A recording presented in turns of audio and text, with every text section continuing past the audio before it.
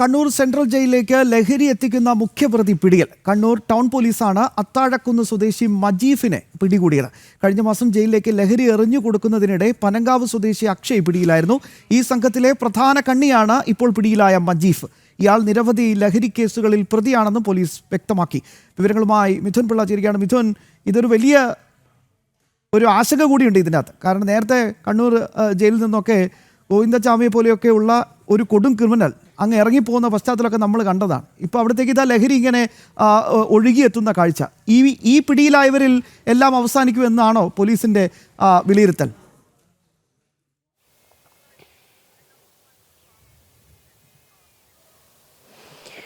ശ്യാമ, കഴിഞ്ഞ മാസമാണ് കണ്ണൂർ സെൻട്രൽ ജയിലിലേക്ക് ലഹരി വസ്തുക്കളും അതുപോലെ തന്നെ മൊബൈൽ ഫോണും എറിഞ്ഞു കൊടുക്കുന്നതിനിടെ പനങ്കാവ് സ്വദേശിയായ അക്ഷയ് എന്ന ആളെ പോലീസ് പിടികൂടിയത്.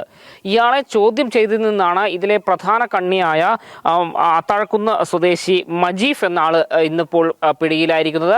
കണ്ണൂർ ടൗൺ പോലീസാണ് ഇയാളെ പിടികൂടിയത്. അതായത് ഈ സംഘത്തിൽ, അതായത് ജയിലിലേക്ക് ലഹരി വസ്തുക്കൾ ഉൾപ്പെടെ എറിഞ്ഞു കൊടുത്ത് പണം ഉണ്ടാക്കുന്ന പ്രമുഖരിൽ പ്രധാനിയാണ് ഇയാളെന്നാണ് ഈ പോലീസ് സംഘം കണ്ടെത്തിയിരിക്കുന്നത്. മാത്രമല്ല, ഇയാൾ നിരവധി ലഹരി കേസിൽ ഉൾപ്പെടെ പ്രതിയുമാണ്.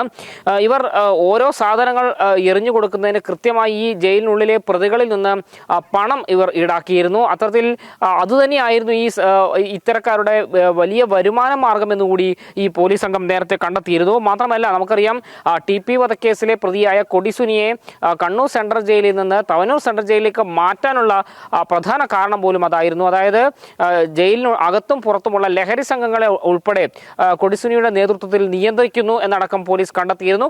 ഈ ഒരു പശ്ചാത്തലത്തിൽ അയാളെ ഇവിടുന്ന് മാറ്റിയിരുന്നു. ഈ സംഭവവുമായി ബന്ധപ്പെട്ട അന്വേഷണം നടക്കുന്നതിനിടയിലാണ് കേസിലെ പ്രധാനികളിൽ ഒരാളായ മജീഫ് ഇന്ന് പിടിയിലായത്. ശ്യാം, മിഥുൻ പിള്ളയാണ് വിശദാംശങ്ങൾ നൽകിയത്.